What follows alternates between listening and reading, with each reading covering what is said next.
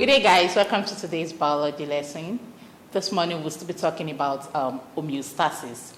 We'll be looking at the diseases of the kidney. At the end of this class, I'll be expecting every one of you to be able to list some diseases of the kidney, investigate the causes of these diseases, outline their possible effects, that are the symptoms of the body, and profile reasonable solutions to the diseases listed. Okay, the first disease on my list is the kidney stones. The kidney stones, also called nephrolithiasis or renal calculi. Now, nephro means kidney and lithiasis means stones. We'll be discussing this in my next slide. Now, let's talk about the diuresis. Diuresis is a condition in which person passing through diuresis, a patient having diuresis, will be able to pass out so much urine from the body, more than the usual volume of urine to be passed out. And this is the inability of reabsorption, the kidney not able to carry out reabsorption. At this point, know that the antidiuretic hormone is not functioning as it ought to. Now let's look at the next disease. We have the nephritis. Nephritis is a condition in which we pass out essential mineral contents with the urine.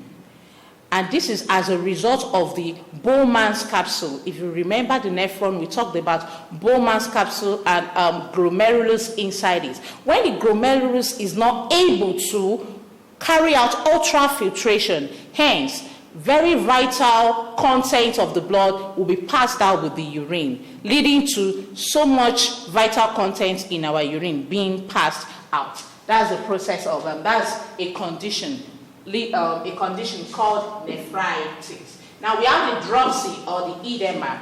Now, dropsy or edema is a condition, is a disease condition of the kidney in which the blood, the content of the blood, just like I said before in nephritis, will not be able to filter out. You know, we filter out this vital content so that they can return to the blood. But in this part, the blood cannot, the glomerulus cannot filter out this content from the blood, leaving so much liquid in the blood. And we can see it physically that the person undergoing this disease would have swellings on their legs, on their faces, on their arms. They will have swellings because the blood has more water than it should have. There is no maintenance between the content of water and cell content in the body. Now let's look at kidney stones, nephrolithiasis. Now what causes kidney stones? When you have high amounts of minerals such as calcium, oxalate, and uric acid in the urine. Then this will lead to crystallization of these mineral substances. Crystallization means formation of solid substances of these substances. Then this crystallization will lead to growths, that stones, which will be formed in the urine. And these stones could lead to blockage of the tubules, such as ureter, either the kidney tubules or the ureter, where the urine passes to the bladder. And when this is blocked, it will lead to inability to pass out urine in the patient.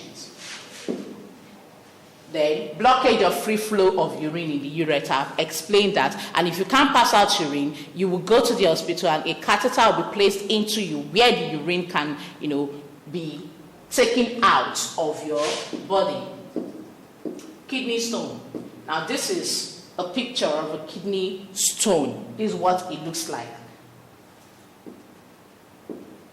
Effect of kidney stones. Number one, like I said before, obstruction of free flow of the urine.